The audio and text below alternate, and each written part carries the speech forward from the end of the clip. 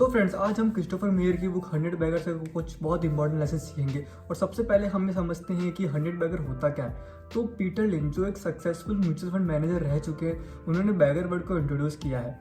और एक तरफ पूरी दुनिया के इन्वेस्टर ये ढूंढने की कोशिश करते हैं कि कौन सा स्टॉक उनको अगले कुछ महीनों में 10 या 20% का रिटर्न कमा के दे सकता है, जिससे आपको आपके 1 लाख रुपए के इन्वेस्टमेंट पर 10 का प्रॉफिट मिल जाए। लेकिन पीटर लिंच इन्वेस्टिंग की दुनिया में एक ऐसा रिवॉल्यूशन लेकर आए हैं कि वो ऐसे स्टॉक ढूंढते हैं जो उनको 10 या 20% नहीं, 10 या 20 गुना प्रॉफिट दे। मतलब आपके 1 लाख रुपए को इन्वेस्ट करते हो तो आपको 1 लाख के ऊपर 20 लाख का प्रॉफिट मिले। ये बुक 100 बैगर के ऊपर है। मतलब ऐसे स्टॉक जहां आपको 100 बैगर के रिटर्न मिल सकते हैं। मतलब आपके 1 लाख के इन्वेस्टमेंट पर आपको 1 करोड़ का प्रॉफिट। मैं आपको एक चार्ट दिखाना चाहता हूँ। जब कोई भी स्टॉक 100 बैगर कितने टाइम में बनता है, वो सबसे इंपॉर्टेंट होता है। अगर स्टॉक 35 साल में 100 बैगर बनता है तो वो 14% की रेट से कंपाउंड होता है। और जो स्टॉक 25 साल में 100 बैगर बनता है, वह स्टॉक 20% की रेट से कंपाउंड होता है। और कोई स्टॉक 15 साल में 100 बैगर बनता है तो वो 36% की रेट से कंपाउंड होता है। और अगर ऐसे भी कोई स्टॉक है जो 10 साल में ही 100 बैगर बन जाते हैं तो वो 48% की रेट से कंपाउंड होते हैं।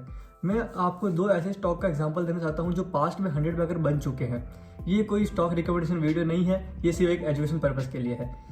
तो सबसे पहला स्टॉक है जिसका नाम है रिलैक्सो फुटवेयर। इसका शेयर प्राइस 10 साल पहले मतलब 2012 के आसपास 12 रुपीज़ का ट्रेड करता था और अभी इसका शेयर प्राइस 1200 रुपीज़ के ऊपर है। मतलब 10 साल में ही इस स्टॉक ने 100 बैगर बना दिया है। जिसने 10 साल पहले इसमें इन्वेस्ट किया था 1 लाख, वो अभी 1 लाख उसके 1 करोड़ बन चुके हैं। दूसरा मैं आपको स्लो 100 बैगर का एग्जाम्पल देता हूँ। उसका नाम है मैरिको। मैरिको को आप जानते होंगे, पैराशूट के नाम से बहुत फेमस है। वो 20 साल पहले इसका स्टॉक ट्रेड करता था 4 या 5 रुपए के अराउंड। अभी इस स्टॉक की प्राइस चल रही है अराउंड 500 रुपीज़। ये एक FMCG कंपनी है, तो इसको टेक्नोलॉजी के नए आने से या कोई रिवॉल्यूशन आने से कोई भी डर नहीं है। तो स्टॉक मार्केट में 100 बैगर स्टॉक बहुत सारे हैं, लेकिन जिस चीज़ का आपको बहुत ध्यान रखना है कि वो कितने टाइम में आपको 100 बैगर बन के दे रहे हैं। तो इस बुक के 3 बहुत इंपॉर्टेंट लेसन शेयर करूंगा, जिसमें ऑथर ने बहुत स्टडी करके 1962 से 2014 तक की जो 100 बैगर है उनमें क्या चीज़ कॉमन है वो नोटिस करिए और हमारे साथ शेयर करिए। सबसे पहला कॉमन चीज़ ये है कि आपको ऐसी कंपनी ढूंढनी है जिसके मैनेजमेंट के पास 3 चीज़ें हो। पहला, स्किन इन द गेम, जिसके पास उस एरिया में बिजनेस करने की एक्सपर्टाइज होनी चाहिए और उनकी मेजॉरिटी नेटवर्क उसी कंपनी में इन्वेस्टेड होनी चाहिए। क्योंकि ज़्यादातर 100 बैगर स्मॉल कैप या मिड कैप स्टॉक होते हैं, मतलब छोटी छोटी कंपनी जिसमें फ्रॉड इजीली हो सकता है। और हम लॉन्ग टर्म इन्वेस्टिंग की बात कर रहे हैं तो फ्यूचर में कंपनी को सर्वाइव भी करना चाहिए। अगर मैनेजमेंट इस कंपनी में जनरली फोकस कर रहा है और उसे ग्रो करना चाहता है और उन्हें भरोसा है कि कंपनी अच्छे से ग्रो होगी, तो अपना पैसा कहीं और इन्वेस्ट करेगा ही क्यों। जैसे इन कंपनी की बात करूँ तो मैरिको इंडस्ट्री की प्रमोटर होल्डिंग 59% है और ये काफ़ी सालों से 59% ही है। या फिर रिलैक्सो फुटवेयर के प्रमोटर होल्डिंग ये भी कई सालों से सेम रहा है और प्रमोटर को पूरी वेल्थ एक ही कंपनी में इन्वेस्टेड है।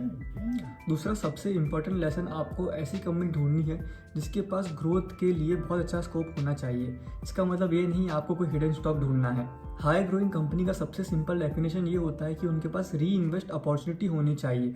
मतलब अपने प्रॉफिट को वापस बिजनेस में इन्वेस्ट कर पाए और कंपाउंडिंग की पावर से फ्यूचर में और बड़े प्रॉफिट्स कमा पाए।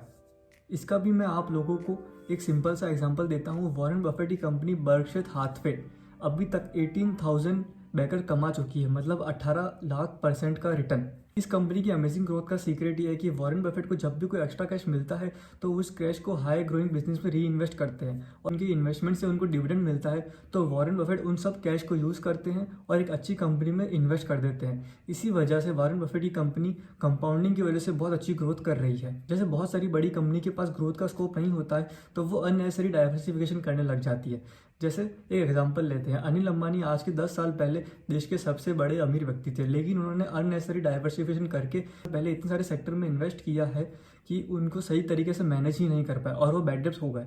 तो ये थे बहुत इंपॉर्टेंट लेसन इस बुक के जो ऑथर ने हमको सिखाए हैं। Hope you guys like the video. If you like the video और आपको कोई नॉलेजेबल कंटेंट मिला है तो इस वीडियो को लाइक करो, चैनल को सब्सक्राइब करना ना भूले। इन फ्यूचर हम इससे भी अच्छी वीडियो लेके आने वाले हैं। तो मिलते हैं नेक्स्ट वीडियो में, तब तक के लिए स्टे ट्यून, स्टे सेफ।